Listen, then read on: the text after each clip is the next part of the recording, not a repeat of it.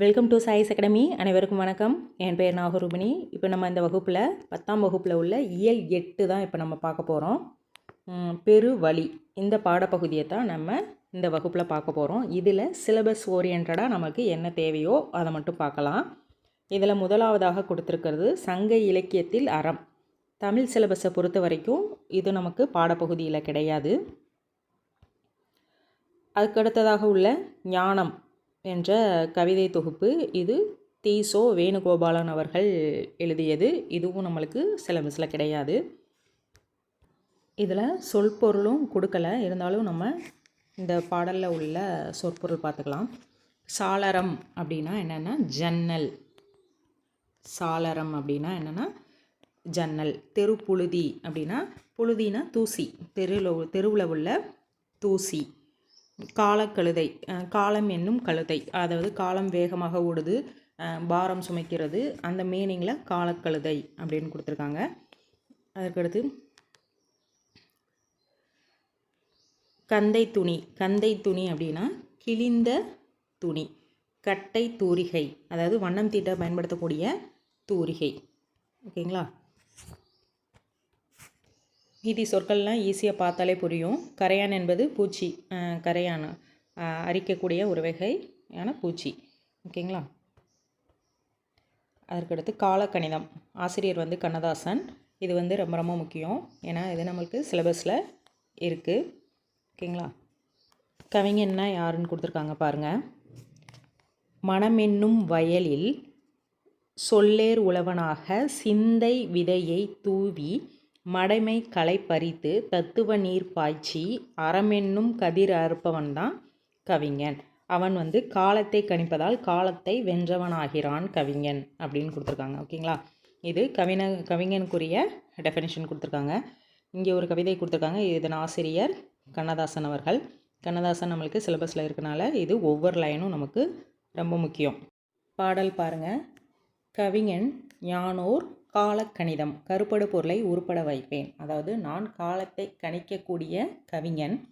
என் மனதில் தோன்றக்கூடிய கருப்படு பொருள் அப்படின்னா எண்ணங்கள். என் மனதில் தோன்றக்கூடிய எண்ணங்களை நான் உருப்பட வைப்பேன். அதாவது உருப்பட வைப்பேன்னா கவிதை முறையில் கொடுத்து சிறந்த முறையில் அந்த எண்ணங்களை உருவாக்குவேன் அப்படின்னு சொல்கிறாரு. புவியில் நானோர் புகழுடை தெய்வம் பொன்னினும் விலைமிகு பொருளென் செல்வம். ஓகேங்களா? புவியில் அவர் ஒரு புகழ்பெற்ற தெய்வத்துக்கு நிகரானவர் அப்படின்னு சொல்கிறாரு. அது மட்டும் இல்லாமல் பொன்னினும் விலைமிகு பொருள் என் செல்வம்.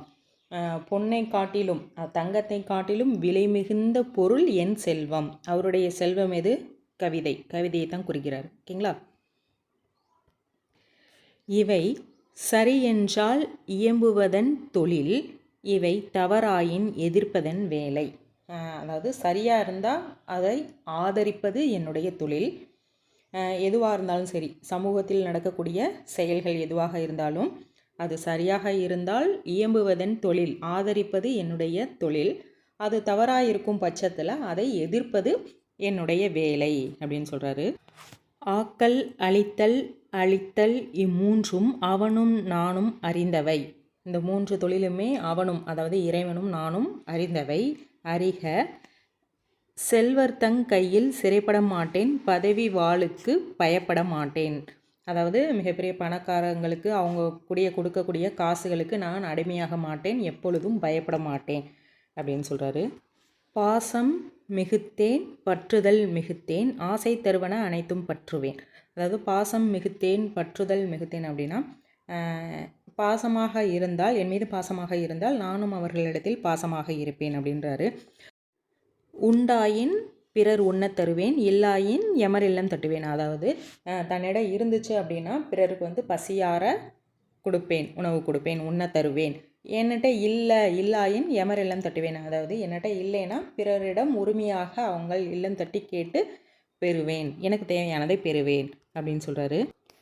வண்டா எழுந்து மலர்களில் அமர்வேன், வாய்ப்புற தேனை ஊர்ப்புறம் தருவேன். வண்டு எப்படி மலர்கள்லேருந்து தேனை எடுக்குதோ அதுபோல் நான் இலக்கிய தேனை ஊருக்கு தருவேன் அப்படின்னு சொல்கிறாரு. பண்டோர் கம்பன் பாரதி தாசன் அதாவது கம்பன், பாரதி, தாசன் என்பது பாரதிதாசனை குறிக்கும். பண்டோர் முந்தையவர்கள். ஓகேங்களா.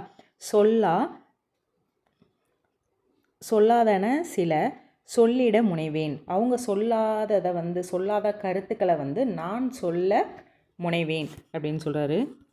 அதுக்கடுத்து புகழ்ந்தால் என்னுடல் புல்லரிக்காது, இகழ்ந்தால் என் மனம் இறந்து விடாது. புகழ்ந்தால் ரொம்ப மெய் சிலிர்க்க மாட்டேன், இகழ்ந்தால் என்னோட மனம் இறந்து விடாது, அதாவது நொந்து போக மாட்டேன் அப்படின்னு சொல்கிறாரு. வளமார் கவிகள் வாக்குமூலங்கள் இறந்த பின்னாலே எழுதுக தீர்ப்பு. வளமார் கவிகள் வாக்குமூலங்கள், அதாவது ஒரு கவிஞனோட கவிதைகள் தான் அவங்களோட வாக்குமூலம். அந்த தீர்ப்பை அவங்க இருக்கும்போதே அவங்கள கவனிக்காமல் இறந்த பின்னாலே தீர்ப்பு எழுதுகிறாங்க அப்படின்ற மாதிரி சொல்லியிருக்காரு. அதுக்கடுத்து கல்லாய் மலராய் காடு மேடாக மாறாதிருக்க ஞான் வன விலங்கல்லன். கல், மரம், காடு மேடெல்லாம் மாறாமல் அப்படியே இருக்கும்ல, அது மாதிரி மாறாமல் இருக்க நான் வனவிலங்கு அல்ல அப்படின்னு சொல்கிறாரு. மாற்றம் எனது மானிட தத்துவம், மாறும் உலகின் மகத்துவம் அறிவேன். மாற்றம் தான் மானிட தத்துவம். இதுதான் இந்த பாடலுடைய மைய கருத்து. மாற்றம் என்பது மானிட தத்துவம், மாறும் உலகின் மகத்துவத்தை நான் அறிவேன் அப்படின்னு சொல்லியிருக்காரு. எவையவை தீமை எவையவை நன்மை என்பது அறிந்து ஏகுமென் சாலை. அதாவது தீமை நன்மைகள்லாம் அறிந்து தான் என்னுடைய பயணம் போகும். தலைவர் மாறுவாங்க, தர்பார் மாறும். தலைவர் மாறுவர், தர்பார் மாறும். தத்துவம் மட்டுமே மாறாத அல்ல குறையாத அச்சை பாத்திரத்துக்கு சமமானது அப்படின்னு சொல்லியிருக்காரு. கொள்வோர் கொள்க, குறைப்போர் குறைக்க, உள்வாய் வார்த்தை உடம்பு தொடாது. அதாவது என்னுடைய கருத்தை ஏற்கிறவங்க ஏற்கட்டும், கொள்வோர் கொள்ளட்டும், குறைப்போர் குறைக்க, விமர்சனம் செய்கிறவங்க விமர்சிக்கட்டும். உள்வாய் வார்த்தை உடம்பு தொடாது. அவங்க சொல்லக்கூடிய வார்த்தை என்னுடைய ஆன்மாவை, என்னுடைய உடம்பை பாதிக்காது அப்படின்னு சொல்கிறாரு. நானே தொடக்கம் நானே முடிவு. நானே தொடக்கமும் நானே, முடிவும் நானே அப்படின்னு சொல்கிறாரு. நான் உரைப்பது தான் நாட்டோட சட்டம் அப்படின்னு சொல்கிறாரு. ஓகேங்களா. இந்த பாடல் வரிகள் எல்லாமே நம்மளுக்கு முக்கியம். லைன் பை லைனாக எல்லாமே படிச்சுக்கணும். அதுக்கடுத்து நூல்வெளி பாருங்கள். காலக்கணிதம் என்னும் இந்த பாடப்பகுதி கண்ணதாசன் கவிதை தொகுப்பில் இருந்து நம்மளுக்கு கொடுத்துருக்காங்க. இவருடைய இயற்பெயர் முத்தையா. கண்ணதாசனின் இயற்பெயர் முத்தையா. இவர் சிவகங்கை மாவட்டத்தின் இன்றைய சிவகங்கை மாவட்டத்தின் சிற்றூரான சிறுகூடல்பட்டியில் பிறந்தவர். இவருடைய பெற்றோர் பெயர் சாத்தப்பன் விசாலாட்சி அம்மையார். இவர் 1949ஆம் ஆண்டு கலங்காதிரு மனமே என்ற திரைப்பட பாடலை எழுதி அதன் மூலம் திரைப்பட பாடலாசிரியர் ஆனார். திரையுலகிலும் இலக்கிய உலகிலும் சிறந்து விளங்கியவர் இவர் சிறந்த கவியரங்க கவிஞராகவும் பேச்சாளராகவும் திகழ்ந்தவர். இவர் தன் திரைப்பட பாடல்கள் வழியாக எளிய முறையில் மெய்யியலை மக்களிடம் கொண்டு சேர்த்தவர். சேரமான் காதலி என்ற புதினத்திற்காக சாகித்ய அகாதமி பரிசினை பெற்றவர். இவர் தமிழக அரசின் அரசவை கவிஞராகவும் சிறப்பிக்கப்பட்டிருந்தார். ஓகேங்களா. மேலும் கண்ணதாசன் அவர்கள் பற்றிய விளக்கங்கள் எல்லாமே நம்ம சாய்ஸ் அகாடமியில் பிடிஎஃபாக கொடுத்துருக்கோம். அது முழுமையும் பார்த்துருங்க. ஓகே. அதுக்கடுத்து ஒரு பாடல் கண்ணதாசன் வரிகள் கொடுத்துருக்காங்க பாருங்கள். நதி வெள்ளம் காய்ந்து விட்டால் நதி செய்த குற்றம் இல்லை, விதி செய்த குற்றமின்றி வேறு யாரம்மா. இது கண்ணதாசன் அவர்களுடைய வரிகள். இதை பார்த்துருங்க. அதுக்கடுத்து ராமானுஜர் நாடகம். இதுவும் நம்மளுக்கு சிலபஸில் கிடையாது. பாவகை அழகிடுதல். பாக்களோட வகைகளையும் அழகிடுதல் பற்றியும் இந்த இலக்கண பகுதியில் பார்த்துடலாம். எழுத்து, அசை, சீர், தலை, அடி, தொடை என 6 உறுப்புகளை கொண்டது தான் யாப்பு அப்படின்னு சொல்லுவோம். ஏற்கனவே முந்தைய கிளாஸ்லேயே நம்ம யாப்பு பற்றி ஃபுல்லாக பார்த்துட்டோம். யாப்பினுடைய உறுப்புகளும் பார்த்துட்டோம். யாப்னா என்ன? செயல் ஏற்றுவதற்கு தேவையான முழு இலக்கண அமைப்பு. யாப்பு அப்படின்னாலே கட்டுதல் அல்லது பிணித்தல், அதாவது செயல் உறுப்புகளை கொண்டு ஒழுங்காக ஒரு பாடல் அமைப்பது, ஒரு கவிதை அமைப்பது.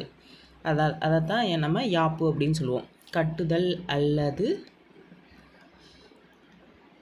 பிணித்தல் அல்லது பிணைத்தல் என்று யாப்புக்கு பொருள்படும். ஓகேங்களா. யாப்பினுடைய உறுப்புகள் எழுத்து, அசை, சீர், தலை, அடி, தொடை. இது ஏற்கனவே பார்த்தாச்சு. இப்போ பார்க்க போகிறது பாவினுடைய வகைகள். ஓகேங்களா. பாவென்பது அந்த யாப்பு இலக்கணத்தில் விதிகளுக்கு உட்பட்டு உருவாக்கக்கூடிய செயல் அல்லது பாட்டினுடைய வகையை குறிக்கும். ஓகேங்களா. இப்போ யாப்பு வந்து சுருக்கமாக சொன்ன போனால் யாப்பு வந்து அந்த முழு செயலையுமே குறிக்கும். பா வகை வந்து அதன் வடிவத்தை குறிக்கும். ஓகேங்களா. இப்போ இந்த பா வகை 4 வகைப்படும். இந்த பா வந்து 4 வகைப்படும். வெண்பா, ஆசிரியப்பா, கலிப்பா, வஞ்சிப்பா. ஓகேங்களா. இந்த 4 பாக்களுமே ஓசையால் வேறுபடுகிறது. ஓசையால் வேறுபட்டவை. 4 பாவுக்குமே ஒரு ஓசை இருக்குது. அதாவது செப்பல் ஓசை, அகவல் ஓசை, துள்ளல் ஓசை, தூங்கல் ஓசை. வெண்பா வந்து செப்பல் ஓசை பெற்று வரும். ஆசிரியப்பா அகவல் ஓசை பெற்று வரும். துள்ளல் ஓசை கலிப்பா பெற்று வரும். வஞ்சிப்பா தூங்கல் ஓசை பெற்று வரும். ஓகேங்களா. இப்போ வெண்பா செப்பல் ஓசைக்குரியது. வெண்பாவிற்குரியது செப்பல் ஓசை. அறம் கூறும் குறளும் நாலடியாரும், அதாவது திருக்குறளும் நாலடியாரும் வெண்பாவில் தான் அமைந்துள்ளது. வெண்பாவில் வந்து அடிகள் எப்படி இருக்குன்னா, குறைந்தபட்சம் 2 அடிகள் முதல் அதிகபட்சம் 12 அடிகள் வரை இருக்கும். இதில் வடிவம் எப்படி இருக்குன்னா, இறுதி சீர் வந்து 3 அடியில் இருக்கும். 3 சீர்களை பெற்று வரும். இதில் இறுதி சீர் வெண்பாவில் இறுதி சீரை பொறுத்த வரைக்கும் 3 சீர்கள் இருக்கும். ஏனைய அடிகள் வந்து 4 சீரில் இருக்கும். ஓகேங்களா. திருக்குறளில் பார்த்தோன்னா மேலே 4 சீர் இருக்கும், கீழே 3 சீர் இருக்கும் இல்லையா. அது மாதிரி குறைந்தபட்சம் 2 அடியில் இருந்து 12 அடி வரைக்கும் இருக்கும். எல்லாத்துலேயுமே 4 சீர் இருக்கும். லாஸ்ட் இறுதி அடியில் மட்டும் 3 சீர் இருக்கும். இது வெண்பாவின் பொது இலக்கணம். ஓகேங்களா. அதே மாதிரி ஈற்றடியின் கடைசி சீரில் என்ன வாய்ப்பாடு கொண்டு முடியும் அப்படின்னா, நாள் மலர் காசு பிறப்பு என்ற ஏதேனும் ஒன்றை கொண்டு முடியும். ஓகேங்களா. தலையை பொறுத்த வரைக்கும் இயற்சீர் வெண்டலையும் வெண்சீர் வெண்டலையும் மட்டும் வரும். மற்ற தலைகள் இதில் வராது. ஓகேங்களா. அதுக்கடுத்து அகவல் ஓசை ஆசிரியப்பாவுக்குரியது. இலக்கண கட்டுக்கோப்பு குறைவாகவும் கவிதை வெளியீட்டுக்கு எளிதாகவும் இருப்பது இந்த அகவற்பா என்னும் ஆசிரியப்பா. இந்த ஆசிரியப்பாவை அகவற்பா, இது இன்னொரு பெயர். ஆசிரியப்பாவுக்கு இன்னொரு பெயர் அகவற்பா என்றும் கூறுவர். சங்க இலக்கியங்களில் வந்து சிலப்பதிகாரம், மணிமேகலை, பெருங்கதை ஆகிய காப்பியங்கள் வந்து அகவற்பாவில் அமைந்துள்ளது. இந்த ஆசிரியப்பால் அகவல் ஓசையை பொறுத்த வரைக்கும் ஒருவர் கூட்டத்தில் நின்று உரையாற்றுவது அல்லது கேட்பவரை அழைத்து பேசுவது போன்ற ஓசையில் இருக்கும். ஒருவர் உரையாற்ற மற்றவர் கேட்கணும். அந்த ஓசையில் தான் இந்த ஆசிரியப்பா இருக்கும். ஆசிரியர் சொல்ல மாணவர் கேட்பாங்களே, அதுபோல் ஒருத்தர் உரையாற்றுவது போல் மற்றவர்கள் கேட்பது போல் இந்த அகவல் ஓசை அமைந்திருக்கும். ஓகேங்களா. இதில் வந்து குறைந்தபட்சம் 3 அடிகள் இந்த ஆசிரியப்பால் இருக்கும். பாடலின் நீளம் வந்து புலவரோட பாடும் நோக்கத்தை பொறுத்து இருக்கும். ஓகேங்களா. இந்த ஆசிரியப்பாவை பொறுத்த வரைக்கும் ஏகாரத்தில் முடியும். ஏகாரத்தில் முடிவது மரபு. துள்ளலோசையை பொறுத்த வரைக்கும் செயலில் இடையிடையே உயர்ந்து வருவது தான் இந்த துள்ளலோசை. இது கலிப்பாவிற்கு உரியது. இந்த துள்ளலோசை எப்படி இருக்குன்னா, குதிரை துள்ளி செல்வதை போலவும் ஓடும் நீர் பாறைகளில் மோதி திரும்புவதைப் போலவும் ஒரு துள்ளல் மிகுந்து ஒரு செயலின் ஓசை இடையிடையே உயர்ந்து தாழ்ந்து அப்படி வருவது போல இருக்கும் இந்த துள்ளலோசை. அடுத்து தூங்கலோசை வஞ்சிப்பாவிற்கு உரியது. இந்த தூங்கலோசை வந்து உயராது, தாழ்ந்தே வரும். ஓகேங்களா. அடுத்து வெண்பாவிற்குரிய உட்பிரிவுகள் 5, ஆசிரியப்பாவிற்குரிய உட்பிரிவுகள் 4 கொடுத்துருக்காங்க பாருங்கள். வெண்பாவிற்குரிய உட்பிரிவுகள் 5: குரல் வெண்பா, சிந்தியல் வெண்பா, நேரிசை வெண்பா, இன்னிசை வெண்பா, பற்றொடை வெண்பா என 5 வகை வெண்பாக்கள். ஆசிரியப்பாவை பொறுத்த வரைக்கும் 4 வகை உட்பிரிவுகள் இருக்குது. நேரிசை ஆசிரியப்பா, இணைக்குரல் ஆசிரியப்பா, நிலைமண்டல ஆசிரியப்பா, அடிமனை மண்டல ஆசிரியப்பா என 4 வகையாக இருக்கும். இதில் குரல் வெண்பா அப்படின்னா என்னென்னா, 2 அடிகளை மட்டுமே பெற்று வரக்கூடியது தான் குரல் வெண்பா. 2 அடிகள் இருக்கும். முதல் அடியில் வந்து 4 சீர் இருக்கும். 2வது அடியில் வந்து 3 சீர் இருக்கும். இதுக்கு எடுத்துக்காட்டாக வந்து திருக்குறளை சொல்லலாம். ஓகேங்களா. சிந்தியல் வெண்பாவை பொறுத்த வரைக்கும் 3 அடிகள் பெற்று வரும். 3 அடிகள் பெற்று வரும். இதில் வந்து இரண்டாவது லைனில் வந்து தனிச்சொல் இருந்துச்சுன்னா அதை நேரிசை சிந்தியல் வெண்பா, நேரிசை சிந்தியல் வெண்பா அப்படின்னு சொல்கிறோம். இரண்டாவது அடியில் தனிச்சொல்னால் ஒரு ஹைஃபன் போட்டு அதுக்கடுத்து ஒரு சொல் வரும் இல்லையா, அதான் தனிச்சொல். அந்த தனிச்சொல் இருந்துச்சுன்னா 3 அடியில் அதை நேரிசை சிந்தியல் வெண்பா அப்படின்னு சொல்லுவோம். அதுக்கடுத்து நேரிசை வெண்பா 4 அடிகளை பெற்று வரும். 4 அடிகளை கொண்டது. இதில் வந்து இரண்டாம் அடியில் வந்து தனிச்சொல் கண்டிப்பாக இருக்கும். இரண்டாவது லைனில் தனிச்சொல் கண்டிப்பாக இருக்கும். இதை வந்து நேரிசை வெண்பான்னு சொல்லுவோம். இது இன்னிசை வெண்பாலையும் 4 அடிகள் இருக்கும். ஆனால் இரண்டாவது அடியில் தனிச்சொல் வராது. ஓகேங்களா, அது இன்னிசை வெண்பா. அதுக்கடுத்து பற்றொடை வெண்பா. பற்றொடை வெண்பாவை பொறுத்த வரைக்கும் 5 அடிகளுக்கு மேலே பல அடிகளை கொண்டு அமையுமாறு அமைக்கப்பட்ட வெண்பா தான் பற்றொடை வெண்பா அப்படின்னு சொல்லுவோம். அடுத்து நேரிசை ஆசிரியப்பா. நேரிசை ஆசிரியப்பாவை பொறுத்த வரைக்கும் இறுதிக்கு முந்தைய அடியில் 3 சீர்கள், அதாவது இறுதி அடிக்கு முந்தைய அடியில் 3 சீர் இருக்கும், அதாவது சிந்தடியில் இருக்கும். ஓகேங்களா, மற்ற அடிகள்லாம் 4 சீரில், அதாவது அளவடியில் இருக்கும். அதான் நேரிசை ஆசிரியப்பா அப்படின்னு சொல்லுவோம். இணைக்குரல் ஆசிரியப்பாவில் எப்படி இருக்குன்னா, முதலடியும் இறுதி அடியும் மட்டும் 4 சீர்களை கொண்டு அமையும். இடையில உள்ள அடிகள் வந்து 2 அல்லது 3 சீர்களில் இருக்கும். ஓகேங்களா, 2 அல்லது 3 சீர்களில் இருக்கும். 2 அடினா குரல் அடி, 3 அடினா 3 சீர்கள் இருந்தால் அது சிந்தடி, 2 சீர்கள் இருந்தால் குரல் அடி, அந்த அளவில் இருக்கும். ஓகேங்களா, அதுக்கடுத்து நிலைமண்டில ஆசிரியப்பா. நிலைமண்டில ஆசிரியப்பாவில் செயலில் உள்ள அனைத்து அடிகளுமே 4 சீர் பெற்று வரும். ஓகேங்களா, அடிமறி மண்டில ஆசிரியப்பாவில் செயலின் அடிகளை மாற்றி அமைத்தாலும் அதனுடைய பொருள் மாறாது. அதாவது முதலடி, இடையடி, கடையடி என மாற்றி அமைத்தாலும் அதனுடைய பொருள் மாறாமல் அமைந்திருப்பது தான் அடிமறி மண்டில ஆசிரியப்பா. ஓகேங்களா, இது அதுக்கடுத்து வெண்பாவுக்கும் ஆசிரியப்பாவுக்கும் உள்ள வேறுபாடு கொடுத்துருக்காங்க பாருங்கள். ஓசை வந்து வெண்பா செப்பல் ஓசை பெற்று வரும், ஆசிரியப்பா அகவல் ஓசை பெற்று வரும். சீர் வந்து ஈச்சடி முச்சீராகவும் ஏனைய அடிகள் நாச்சீராகவும் வரும். இயற்சீர் வெண்டலை வெண்சீர் வெண்டலை மட்டுமே பயின்று வரும்.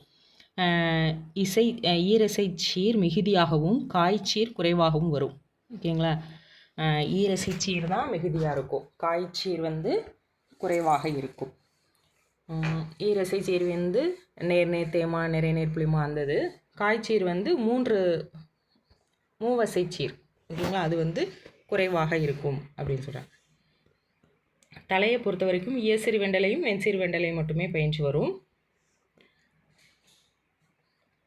ஆசிரிய தலை வந்து மிகுதியாகவும் வெண்டலை கலித்தலை ஆகியவை விரைவியும் வரும். அடியை பொறுத்த வரைக்கும் 2 முதல் 12 அடி வரை அமையும்.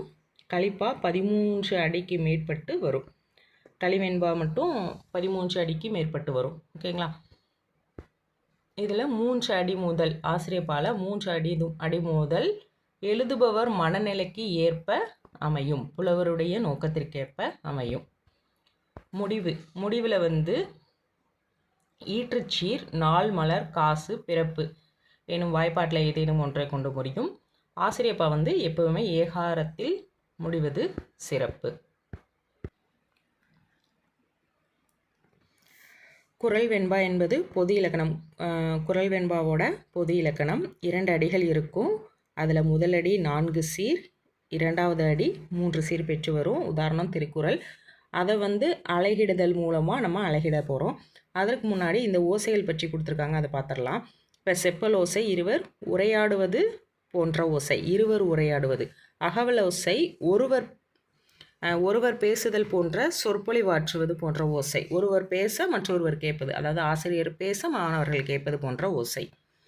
துள்ளல் ஓசை கன்று துள்ளினார் போல சீர்தோறும் துள்ளி வரும் ஓசை, அதாவது தாழ்ந்து உயர்ந்து வருவது, உயர்ந்து தாழ்ந்து வருவது துள்ளலோசை. தூங்குலோசை சீர்தோறும் துள்ளாது தூங்கி வரும் ஓசை, தாழ்ந்தே வரும், அதாவது உயரவே உயராது தாழ்ந்தே வரும், இது தூங்குலோசை. ஓகேங்களா, அடுத்து அழகிடுதல் என்பது சீரை பிரித்து அசை பிரித்து அசைக்கேற்ற வாய்ப்பாடு காணுதல் தான் அழகிடுதல் அப்படின்னு சொல்லுவோம். இப்போ இந்த ஒரு குறள் கொடுத்துருக்காங்க, அந்த குறளுடைய அழகிடுதல், இந்த குறளை வந்து நம்ம அழகிடணும். அதாவது உலகத்தோடு ஒட்ட ஒழுகல், பல கற்றும், கல்லார், அறிவிலாதார். இதில் முதல் அடியில் 4 சீர்கள் இருக்குது. இரண்டாவது அடியில் 3 சீர்கள் இருக்குது. இந்த சீரை நம்ம அசையாக பிரித்து அதற்குரிய வாய்ப்பாடு எழுதணும். இப்போ அதற்கு முன்னாடி நேரசை நிறையசை ரீகால் பண்ணிக்கலாம். நேரசை எதை சொல்லுவோம்? தனி குறில். தனிக்குறிலும் தனிக்குறிலோட ஒற்று சேர்ந்து வருவதை நேரசை சொல்லுவோம். அதே மாதிரி தனி நெடிலையும் நெடில் ப்ளஸ் ஒற்று, நெடிலோட ஒற்று சேர்ந்து வருவதை இப்படி வந்தால் இதை நேரசை அப்படின்னு சொல்லுவோம். நிறையசையை பொறுத்த வரைக்கும் இரு குறில் அல்லது குறிலினை, 2 குறிலும் சேர்ந்து வருவது இரு குறில். அந்த இரு குறில் ப்ளஸ் ஒற்று சேர்ந்து வருவது. ஓகேங்களா? அதுக்கடுத்து குறில் நெடில் ஃபஸ்ட்டு குறில் வரணும், அதுக்கடுத்து நெடில் வரணும். நெடிலுக்கு அடுத்து குறில் வரக்கூடாது, அது மாறும். ஓகேங்களா? குறில் நெடில் இப்படி இப்படி வந்தால் அதை நிறையசை அப்படின்னு பிரிக்கலாம். ப்ளஸ் அதோட ஒற்று இருந்தாலும் அதை நிறையசை அப்படின்னு சொல்லுவோம். ஓகேங்களா? அதனுடைய வாய்ப்பாடு இங்கே கொடுத்துருக்காங்க பாருங்கள். நேர் தேமா, நேர் புளிமா, நிறை கருவிலம், நேர் கூவிலம். இதோட நேரசை சேர்ந்துச்சு அப்படின்னா காய்ச்சீராக மாறும். தேமாங்காய், புளிமாங்காய், கருவிலங்காய், கூவிலங்காய். இந்த ஈரசையோட நிறையசை சேர்ந்துச்சு அப்படின்னா கனிச்சீராக மாறும். தேமாங்கனி, புளிமாங்கனி, கருவிலங்கனி, கூவிலங்கனி என்று மாறும். அடுத்து இது ஓரசை சீர். இது இறுதி சீருக்கு தான் வரும். இந்த நாள், மலர், காசு, பிறப்பு என்ற வாய்ப்பாடு இறுதி சீருக்கு மட்டும் வரும். இப்போ நாள் அப்படின்னு எதை சொல்லுவோம்னா, அது நேராக மட்டும் இறுதி சீர் நேரில் மட்டும் இருந்துச்சு அப்படின்னா அதை நாள் அப்படின்னு சொல்லுவோம். இந்த நாளை பிரித்தாலும் இந்த நாளுக்குரிய வாய்ப்பாடே நேர் தான். ஏன்னா நெடில் ஒற்று நேரசை தானே. அதே மாதிரி மலர் குறிலினை ஒற்று நிறையசை, இறுதி சீர் நிறையா இருந்துச்சுன்னா மலர்னு சொல்லுவோம். அதே போல் காசு, பிறப்பு, அதாவது நேரோட ஒரு உகரம் சேர்ந்து வந்துச்சுன்னா அதை நம்ம காசு அப்படின்னு சொல்லுவோம். இது நேரசை, அதோட ஒரு உகரம் சேர்ந்து வந்திருக்கு, அதை நம்ம காசுன்னு சொல்லுவோம். இது இறுதி சீர்குரியது. ஓகேங்களா? அதே போல் பிறப்பு, இது குறிலினை ஒற்று நிறையோட ஒரு உகரம் சேர்ந்து வந்திருக்கு. இதை என்ன நம்ம நிறைவு, இது நிறைவு, இது நேர்பு. ஓகேங்களா? அதாவது நேரோட உகரம் சேர்ந்து வந்துச்சுன்னா, நேரு ப்ளஸ் உகரம் சேர்ந்து வந்துச்சுன்னா காசுன்னு சொல்லுவோம். நிறை ப்ளஸ் உகரம் பிறப்பு அப்படின்னு சொல்லுவோம். ஓகேங்களா? இப்போ இந்த வாய்ப்பாடை பிரிச்செல்லாம் பாருங்கள். ஃபஸ்ட்டு சீர் உலகத்தோ, ஊல குறிலினை, அப்போ நிறை. இட்டு குறில் ஒற்று நேர். தோ நெடில் மட்டும் இருக்குது நேர். நேர் என்னது? புளிமா. இங்கே நேர் சேர்ந்துருக்கனால காய்ச்சீராகும், அப்போ புளிமாங்காய். அதுக்கடுத்து டொட்ட, டோ அது என்பது குறில் ஒற்று நேர். அதுக்கடுத்து குறில் தனியாக இருக்குது. அதுக்கடுத்து அதுவும் என்னது? நேர் தேமா. ஒழுகல், ஓ என்பது ஓ லு, ரெண்டுமே குறில், அப்போ குறில் இணை. ஓகேங்களா? அப்போ இங்கே பிரிக்கணும். அடுத்தழுத்த பார்த்துட்டு தான் பிரிக்கணும். ஓகேங்களா? அதுக்கடுத்து ஒற்று இருந்தால் அந்த ஒற்றோட சேர்த்து பிரிக்கணும். இப்போ ஒற்று இல்லை, அதனால் குறில் இணை மட்டும் பிரிச்சுக்கலாம். அதுக்கடுத்து இப்போ இந்த காவை மட்டும் பிரிக்கக்கூடாது, குறில் மட்டும் பிரிக்கக்கூடாது. குறிலோட ஒற்று இருக்குது, அதனால் குறில் ஒற்று, அதுவுமே நேர் தான். நேர் புளிமா. பல கற்றும் ஃபஸ்ட்டு பல குறிலினை, அதுக்கடுத்து குறில் இருக்குது, ஈற்று ஒற்று, குறில் ஒற்று நேர். நேர். அதுக்கடுத்தும் குறில் ஒற்று தான் நேர் புளிமா. நேர் அதே நேர் சேர்ந்துருக்கனால காய்ச்சீர் புளிமாங்காய். கல்லார் குறிலொற்று நெடிலொற்று, ரெண்டுமே நேர் தான். நேர் தேமா. அறிவிலா குறிலினை, ஃபஸ்ட்டு குறிலினை, அது நிறை. அதுக்கடுத்து குறிலுக்கடுத்து நெடில் வந்திருக்கு, அப்போ நம்ம சேர்த்து தான் பிரிக்கணும். ஓகேங்களா? குறில் நெடில் நிறையில் வந்துடும். இது நெடில் கடுத்து குறில் வந்தால் ரெண்டுமே நேராகும். ஓகேங்களா? அப்போ நிறை கருவிலம். தார், இது நேரசைக்குரிய இறுதி வாய்ப்பாடு என்னது? நாள். இறுதி சீரை பொறுத்த வரைக்கும் நாள், மலர், காசு, பிறப்பு என்று ஏதேனும் ஒன்றை கொண்டு முடியும். ஓகேங்களா. அதுக்கடுத்து ஒன் வேர்டு பாருங்கள். மேன்மை தரும் அறம் என்பது டேஸ், அதாவது கைமாறு கருதாமல் அறம் செய்வதை மேன்மை தருவது. கைமாறு கருதாமல் அறம் செய்வது. வீட்டை துடைத்து சாயமடைத்தல். இவ்வடி குறிப்பிடுவது இடையராது அறப்பணி செய்தல். இடையராது அறப்பணி செய்தலை குறிக்கும். அதுக்கடுத்து உலகமே வறுமை உற்றாலும் கொடுப்பவன் என்றும் பொருட்களின் இருப்பை கூட அறியாமல் கொடுப்பவன் என்றும் பாராட்டப்படுவோர் யார்? அதியன் பெருஞ்சாத்தன். இதெல்லாம் சிலபஸில் கிடையாது. ஓகே, ஓரளவு பார்த்துக்கலாம். அதியன் பெருஞ்சாத்தன். காலக்கணிதம் கவிதையில் இடம்பெற்ற தொடர் எது? இகழ்ந்தால் என் மனம் இறந்து விடாது. ஓகேங்களா. சிலப்பதிகாரத்திலும் மணிமேகத்திலும் அமைந்த பாவகை என்னது? அகவற்பா, அதாவது ஆசிரியப்பா. ஓகேங்களா.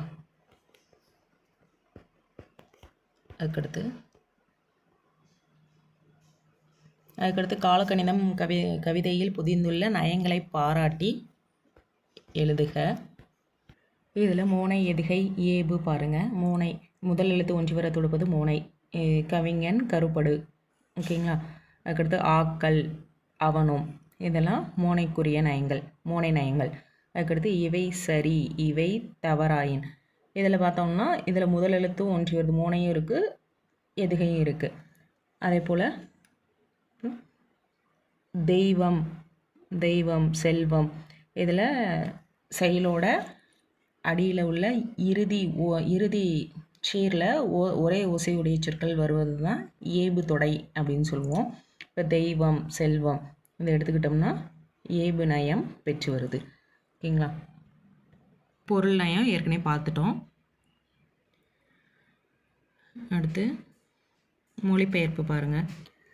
Once upon a time there were 2 beggars in Rome. Rome நகரத்தில் ஒன்ஸ் அப்பான் எ டைம் முன்னொரு காலத்தில் ரோமில் 2 பிச்சைக்காரர்கள் இருந்தனர். அதில் the first beggar used to cry in the street of the city, he is helped whom God helps அப்படின்னு கத்துறாங்க. அதாவது முதல் பிச்சைக்காரன் அந்த தெருக்களில் கடவுள் யாருக்கு உதவுகிறாரோ அவரே உதவப்படுகிறார் என கத்திக்கொண்டே இருப்பான். The second beggar used to cry, he is helped who the king helps. அரசர் யாருக்கு உதவுகிறாரோ அவரே உதவப்படுகிறார் என இரண்டாவது பிச்சைக்காரன் கத்திக்கிட்டே இருக்காங்க. திஸ் வாஸ் ரிப்பீட்டடாக அதை செஞ்சுக்கிட்டே இருக்காங்க. பை தம் எவ்ரிடே, தினமும் இதவே செஞ்சுக்கிட்டு இருக்காங்க. த எம்பரர் ஆஃப் ரோம்னா ரோம் மன்னர். ஓகேங்களா. ஹியர்ட் இஸ் ஸோ ஆஃபன், அடிக்கடி இதை கேட்டுக்கிட்டே இருக்காங்க. தட் ஹீ டிசைடட், அவங்க ஒரு முடிவு செஞ்சுருக்காங்க. To help the beggars who popularised him in the streets of Rome. அதாவது ரோமோட தெருக்களில் தன்னை பிரபலப்படுத்திய பிச்சைக்காரனுக்கு ஹெல்ப் பண்ணணும் அப்படின்னு அந்த மன்னர் டிசைட் பண்ணியிருக்காரு. அதாவது இரண்டாவது பிச்சைக்காரனுக்கு. ஓகேங்களா. He ordered a loaf of bread to be baked and filled with pieces of gold. அதாவது அந்த ரொட்டியை சுட்டு அதுக்குள்ளே தங்க நாணயங்களை நிரப்புமாறு உத்தரவிட்டிருக்காரு அரசன். When the beggar felt the heavy weight of the bread, he sold it to his friend as soon as he met him. அதாவது அந்த தங்க நாணயங்கள் நிறைந்த ரொட்டியை அந்த இரண்டாவது பிச்சைக்காரனுக்கு கொடுத்துருக்காங்க இல்லையா, அந்த பிச்சைக்காரன் அந்த ரொட்டியோட அதிக எடையை உணர்ந்த போது அதை சந்தித்த உடனேயே அந்த தன் நண்பனுக்கு, அதாவது முதல் பிச்சைக்காரனுக்கு விற்றுவிட்டான். விற்றுவிட்டான். ஓகேங்களா. the latter carried it home. அதான் அவங்க முதல் பிச்சைக்காரன் வீட்டுக்கு எடுத்துகிட்டு போயிட்டாங்க. when he cut the loaf of bread, he found sparkling pieces of gold. அதை கட் பண்ணும்போது அதில் தங்க கட்டிகள் இருந்திருக்கிறதா பார்த்துருக்காங்க. தேங்கிங் காட், கடவுளுக்கு நன்றி கூறி, he stopped begging from that day. அந்த நாளில் இருந்து பிச்சை எடுக்கிறத அந்த முதல் பிச்சைக்காரன் நிறுத்திவிட்டான். But the other continued to beg through the city. இரண்டாவது பிச்சைக்காரன் எப்பவும் போலயே அதை கண்டினியூ பண்ணி தொடர்ந்துக்கிட்டே இருக்கான், பிச்சை எடுக்கிறத தொடர்ந்துக்கிட்டே இருக்கான். puzzled the beggar's behavior, the emperor summoned him to his presence and asked him. அதாவது அந்த பிச்சைக்காரனுடைய நடவடிக்கையை பார்த்துட்டு மன்னர் புரியாமல் என்ன திரும்பி பிச்சை எடுத்துக்கிட்டே இருக்கேன்ட்டு தன்னுடைய அரண்மனைக்கு அழைச்சிட்டு கேட்குறாரு. என்ன கேட்குறாருன்னா, what have you done with a loaf of bread that I had sent you lately. அதாவது நான் கொடுத்த ப்ரெட்டை வந்து நீ என்ன செஞ்ச, நான் உனக்கு கொடுத்த ரொட்டியை என்ன செய்தாய் என்று கேட்டார். அதற்கு அந்த மனிதன் என்ன சொல்கிறாரு பாருங்க. The man replied, அதற்கு பதில் சொல்கிறாங்க, I sold it to my friend. நான் என் ஃப்ரெண்டுக்கு வந்து விற்றுட்டேன் அப்படின்னு சொல்கிறாரு. பிகாஸ் எதனாலனா, it was a heavy and did not seem well packed.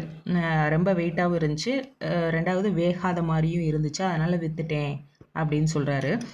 Then the emperor said, truly he who God helps is helped indeed. அதாவது அவர் என்ன சொல்லுவார், உண்மையிலே கடவுள் யாருக்கு உதவுகிறாரோ அவரே உண்மையான உதவியை பெறுவார் என கூறுறாரு அந்த மன்னர். And thrown the beggar out of his palace. கூறிவிட்டு அந்த பிச்சைக்காரனை தன்னுடைய அரண்மனையிலிருந்து வெளியேற்றினார். ஓகேங்களா. அதுக்கடுத்து மரபு தொடருக்கான பொருளிருந்து தொடரில் எழுதுக. மரபு தொடர் பாருங்கள். மனக்கோட்டை. மனக்கோட்டை அதாவது கற்பனை செய்து மகிழ்தல், வீண் ஆசைப்படுதல். கற்பனை உழைக்காமல் பணக்காரன் ஆகிவிடலாம் என்று வீணாக மனக்கோட்டை கட்டக்கூடாது. ஓகேங்களா. கண்ணும் கருத்துமாக, மிகுந்த கவனத்துடன் அல்லது மிகுந்த கவனத்துடன் இருப்பது அல்லது மிகுந்த எச்சரிக்கையுடன் இருப்பது. இப்போ 10ஆம் வகுப்பு மாணவர்கள் பொதுத் தேர்வில் அதிக மதிப்பெண் பெற கண்ணும் கருத்துமாக படிக்க வேண்டும். ஓகேங்களா. அதுக்கடுத்து அள்ளி இறைத்தல், வீண் விரயம் செய்தல். வீண் விரயம் அளவில்லாமல் செலவழிக்கிறது. ஆடம்பர திருமண விழாக்களுக்காக பணத்தை அள்ளி இறைப்பது தவறான செயலாகும் அப்படி எழுதலாம். அதுக்கடுத்து ஆறப்போடுதல், ஒரு செயலை தள்ளி வைத்தல். ஒரு செயலை தள்ளி வைத்தல், காலதாமதம் செய்தல். எந்த ஒரு முக்கியமான பிரச்சனையையும் உடனே தீர்க்க வேண்டுமே தவிர நீண்ட நாட்கள் ஆறப்போடுதல் கூடாது. ஓகேங்களா. அதுக்கடுத்து பின்வரும் உரையாடலில் உள்ள பேச்சு வழக்கினை எழுத்து வழக்காக மாற்றுக. தம்பி எங்கே நிற்கிற அப்படின்ட்டு, தம்பி எங்கே நிற்கிறாய். இதுதான் எழுத்து வழக்கு. நிற்கிறாய். நீங்கள் சொன்ன இடத்துல தானே எதிர்த்தாப்பில் ஒரு டீ ஸ்டால் இருக்குது. நீங்கள் சொன்ன இடத்தில், நீ வராது, நீங்கள் சொன்ன இடத்தில் தான் அண்ணே எதிரே ஒரு டீ ஸ்டாலுக்கு பதிலாக தேநீர் கடை இருக்கிறது. ஓகேங்களா. அங்கனக்குள்ளேயே டீ சாப்பிட்டு பேப்பரை படிச்சுட்டு இரு, நான் வெரசா வந்துடுறேன். அதாவது அங்கேயே தேநீர் குடித்து செய்தித்தாளினை படித்து கொண்டு இரு, நான் விரைவாக வந்து விடுவேன். ஓகேங்களா. அண்ணே சமூகத்தையும் கூட்டிகிட்டு வாங்கண்ணே, அவனை பார்த்தே ரொம்ப நாளாச்சு. அண்ணே சண்முகத்தையும் கூட்டிகிட்டு வாருங்கள் அண்ணே, அவனை பார்த்து பல நாட்கள் ஆகிவிட்டன என்று எழுதலாம். அவன் பாட்டியோடு வெளியூர் போயிருக்கான், உங்கூருக்கே அவனை கூட்டிகிட்டு வர்றேன். அவன் பாட்டியோடு வெளியூர் போயிருக்கான், உங்கள் ஊருக்கே அவனை கூட்டிக் கொண்டு வருகிறேன் என்று எழுதலாம். ரொம்ப சின்ன வயசில் பார்த்ததுனே அப்போ அவனுக்கு 3 வயசு இருக்கும்.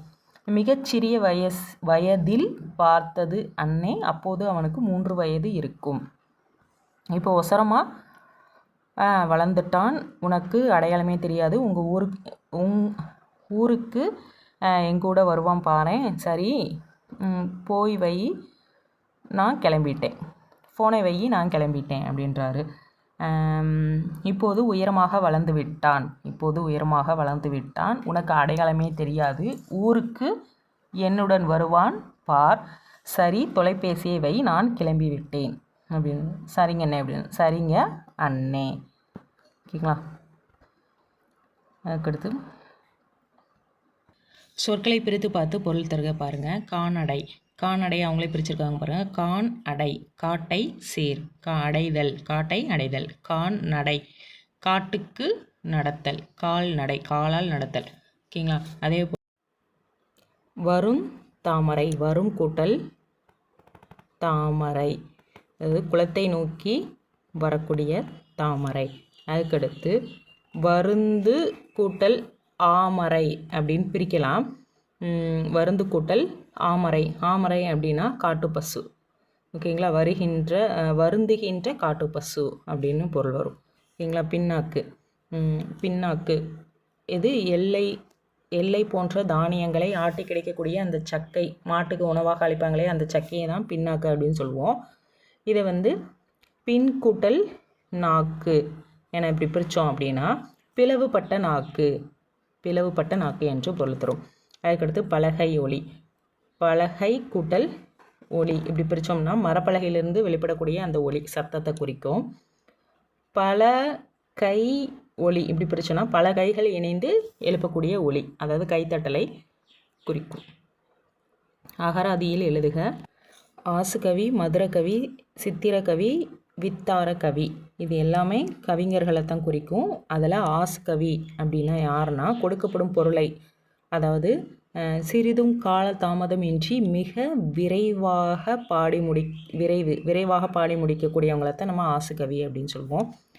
அதுக்கடுத்து மதுரகவி. மதுரகவின்னு யாரை சொல்லுவோம்னா செவிகளுக்கு தேன் போன்ற இனிமையான ஓசையும் நயமும் சிறந்த உவமைகளையும் கொண்டு ஒரு பாடலாக பாடுறவங்கள தான் மதுரகவி, அதாவது இசை நயமிக்க பாடலை பாடுறவங்கள தான் மதுரகவி அப்படின்னு சொல்லுவோம்.